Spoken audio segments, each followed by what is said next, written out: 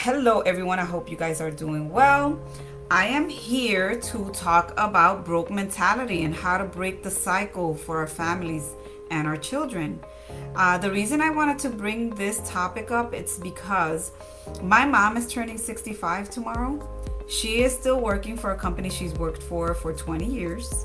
And the problem is that she doesn't have enough money saved, and she can go back to work, but again, she's 65, she has arthritis, and she has a few medical conditions that a physical job has been hard already. The last few years has gotten worse.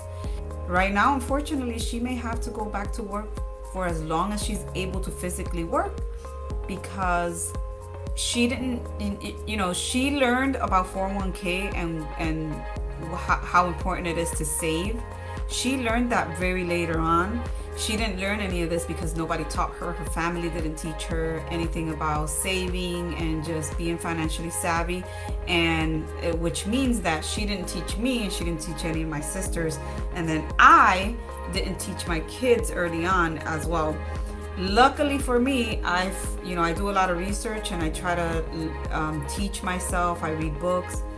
I'm all about becoming a millionaire and becoming financially savvy. So I am learning, and what I'm learning, I'm teaching my kids. And right now in this video, I want to teach you a little bit of what I've learned about the broke mentality and the cycle in our families. My daughter Talia is 22 years old, and actively she is saving $50 a month.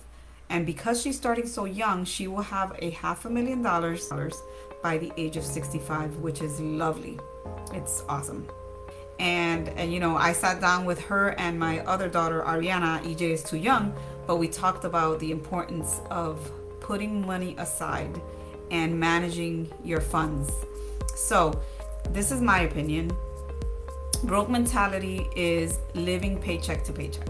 So broke mentality is when you get paid on a Friday and by Monday you are broke because you've spent money on food and entertainment, and some of us don't even pay our bills on time because we're spending our money somewhere else, and then we get stuck with shut-off notices and credit cards that never get paid, and our credit score goes down. This is broke mentality. We get paid on Friday and we take all of our money. Some of us pay our bills, and by Monday we are broke. What is broke mentality? It's when a person gets a tax refund and 30 days later we're broke. Broke mentality is wanting the latest iPhone and the best looking beautiful luxury car when you're living paycheck to paycheck. Broke mentality, you have no emergency fund. You have nothing saved in case something happens at all. Zero. Broke mentality, you get into debt and you're paying the minimum payment, and that's taking forever. That's taking 5-10 years. We get to a point where we just say forget it. We're not paying credit cards, and now we have bill collectors. Now we're filing for bankruptcy because we can't pay our bills. Instead of thinking about our financial portfolio, our situation, our credit score, and our future. That's broke mentality. Broke mentality is having fear of buying a house, so you rent the rest of your life, making your landlord rich. You're paying your landlord rent, and his equity is growing in his house. The value of his home is going up. The balance is going down because you're paying it with your rent, and you have nothing growing on your end. Broke mentality is not having a plan, not thinking that you're ever going to make it to 65 years old. When you get there, are you going to continue to work? Are you going to be physically able to work? Are you going to have enough money to get you through the next 20, 30, 40 years if God allows you to live that long? That is broke mentality. So how do you break the broke mentality? Well, you stop doing all those things and get everything in order. Do a budget every single month. I have a spreadsheet that I'm going to share. It's free. You can download it and use it on Google's, and you can do your monthly spreadsheet every single month. What you do is you list all of your expenses, go through your bank account, list all of your expenses, and see where you can save. So I was saying, our Atalia has a savings account. If she continues to save that $50 a month, she's going to be able to retire with $500,000 at the age of 65. I know that she's going to up that amount, and she's going to be able to have like $1 million to $2 million at the age of 65. What can you do with $1 million? First of all, you don't have to work anymore. You can chill. You can travel. You can buy a beach house. You can help your kids and your grandkids. You can help. It's a rewarding feeling to be able to surprise your daughter or son and put a down payment in their house. To write up a will, and when you pass, your kids are so surprised when they find out that their mom or their dad left them a retirement account full of money that they can do something with. They can open a business. How great it is to be 65 and finally get into a charity that you've always wanted to donate to. Be able to help others build businesses. I don't want to be 65 and be broke. This is what life is about, right? You work, and when you get to a certain point and be able to do anything that you want, and be able to leave a legacy for your children and teach your children how to do what you did, and they can teach their kids. That's what I want to pour out to you guys, that we need to break that cycle. And I love the idea that my 22-year-old is working really hard on her part-time job and going to college, and she still is able to put money aside, because I sat down and I taught her how important it is, and she saw the value in that. She started doing it. The money gets taken out of her account, she doesn't even see it. If she spends the rest of her money, that's fine, but she has money going into her future. But what about us? I'm 43 years old. How am I able to put money away? Because $50 a month at my age is not enough. It's not going to give me that return in investment. So I have to save a little bit more. So what do? Here are some ideas. Your cell phones.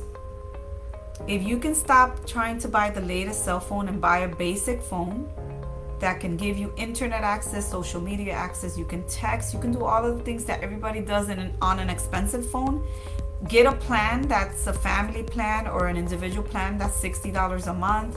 Or if you have a family plan, maybe $120 a month, something that is not expensive. Remove all the whistles, the bells and whistles, and just get on the basic plan. It's not about you having fancy phones. It's about you being smart and breaking broke mentality in your family, for yourself and for your kids, right? Cable. We're paying $200 of cable. Some of us are paying more than that. Cable and internet. How about we remove the cable and just keep internet? There's Netflix. There's Amazon Prime for only $100 a year. We have Sling TV for those of you who love sports for $20 a month. I think Netflix is like $15 a month. I'm not sure. You know how much money $150 a month will yield you in a year in savings? That's money you can put into an emergency fund and your savings. Hold off from getting a pet. The vet, food, flea treatments, grooming, that can run you into a $1,200 to $1,600 bill every single year.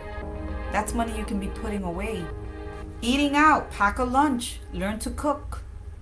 Most people spend over $1,600 a year, and that's conservative. That's somebody eating out 3 times a week. Most of us do more. I know I'm guilty of doing more than that. Groceries, make a list. Don't just go to the grocery store not knowing what you need. Make a list of what you need at home and stick to it. Credit cards, cut your credit cards. Stop spending money that you don't need. I just said before, some of us, we don't have the cash for it, so we put it on a credit card. If we don't have cash, unless it's an emergency, you shouldn't be putting it on a credit card. Reduce your electricity bill by turning off your lights, using efficiency light bulbs, putting your ACs on eco mode or turning them off when it's not that hot. Stop smoking. $7 pack cigarettes If you buy that 3 times a week, you're spending over $1,000 a year in just cigarette. And that's conservative smokers, right? 3 packs a week. Change your insurance deductible, right? If you go from a $250 deductible into a $500 deductible, you're saving a lot of money. Your payment, your monthly payment will go down. That's money you can put aside. You can build your emergency fund and build your retirement fund. Use your car less. Stop going on unnecessary trips. Take walks. Ride your bike. Strategically plan your driving. Buy a used car instead of a brand spanking new one. Buy a car that's $5,000 or less. Your payment, your monthly payment will be less. Maybe you can cut down from a 5-year loan to a 2-year loan and get that paid off, and then you don't have a car note. If you have a car that needs to be fixed, fix it. I'd rather pay $2,000 to fix a car that's going to last me another 2 to 3 years than pay a $400 car note, which is going to be $4,800 or so, $5,000 a year in car note payments for the next 5 years. That's money I can save and I can put away. I can buy a house. I can build on my emergency fund. I can build on my retirement account. So these are just ideas on where you can find pockets of money in your personal finances that you can put away, and teach your kids to do the same thing. Once you start doing it, your kids are going to see that you're doing this. This is what we want to teach our kids. My daughter, Talia, is putting $50 away in an IRA account. I am not a financial advisor. I don't have a license, but this is just me telling you what we're doing. I am also putting money away. An IRA account, if you don't know what that is, it builds compound interest. I mean, I'm talking about it multiplies aggressively, as opposed to a savings account that only yields you, 0.001% in return. You get nothing. But if you put your money away in an IRA account or in a 401k account, if your employer offers it and matches you, that's even better. Don't touch your money, leave it there. That's the other broke mentality. You have a 401k and you're constantly dipping into your 401k, borrowing from your 401k. You're not letting that money grow because you want to buy a car or you want to do something that, is not worth it in the end. So let's break broke mentality in our family. Let's teach our kids to be financially savvy.